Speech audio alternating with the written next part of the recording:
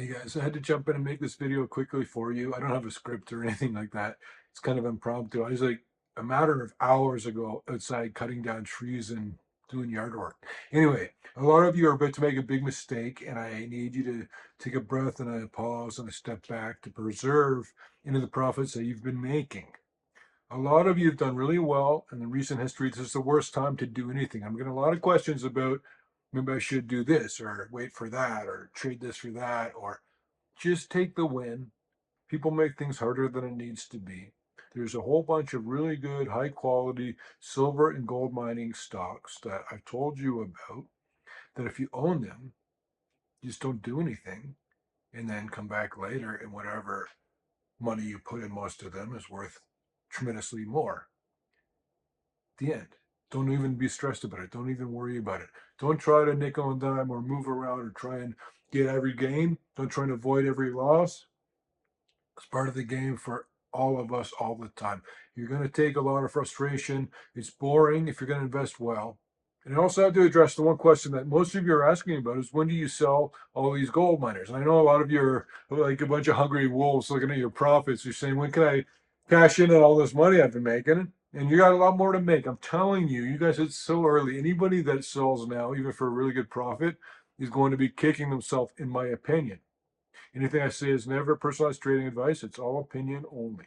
But I'm watching it closely because there will come a time when the overall markets are coming down strongly in the recession. And then gold and precious metals mining stocks, silver mining stocks, the high quality ones that I told you about, not all of them, the high quality ones, they're going to do tremendously well for a year and a half, 2 years, who knows how long, but I'll tell you, I'll keep an eye on it. A couple of years though.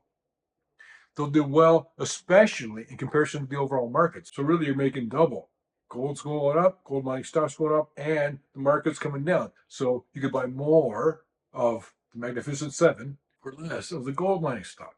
And that's when the markets, the overall markets are bottoming. The Magnificent Seven, the S&P 500, the Russell 2000, they're all bottoming in a couple of years. And when that happens, that's when you want to be selling gold because that's when that gold trade will be peaking out. Think of it this way. The whole economy, everyone's watching and saying the economy is falling apart, it's going the wrong way. And that's when gold gets stronger and stronger and stronger. And then it comes to a point where people have just capitulated on the economy, thrown the baby out with the bathwater. They don't even want to care about the stocks they own. They've sold most of them. At that point, that's the bottom there. Gold mining stocks are up here. You sell these, put the money into that. That's literally the trade. That's literally the strategy, my strategy, what I'm going to be doing. I think I'm right. And that's what an opinion is that you think you're right. I don't know. I believe it's going to be incredibly profitable. And I've been on a pretty good run lately about a lot of the calls I've been making. But just take the win, trust in the process. Everything's playing out exactly as I've given you more than enough warning about and every opportunity. And now you've done the hard part.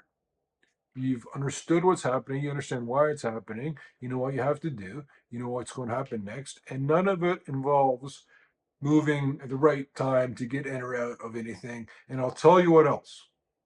It's proven in investing that it's always net negative the more activity traders do. It's best to buy shares and never do anything, don't worry about it, and sell them for profit years later. That's a lot better than trying to say, well, this is going to do well and that's unloved and this and that. You don't need to overthink things. Overthinking it is what makes most investors go from pretty good to not so good. The best investors are the ones who invest the least of their stress and their personality into their investments. You don't get married to a stock. You don't love a company and you think it's going to do so well. And so then you hold on to the stock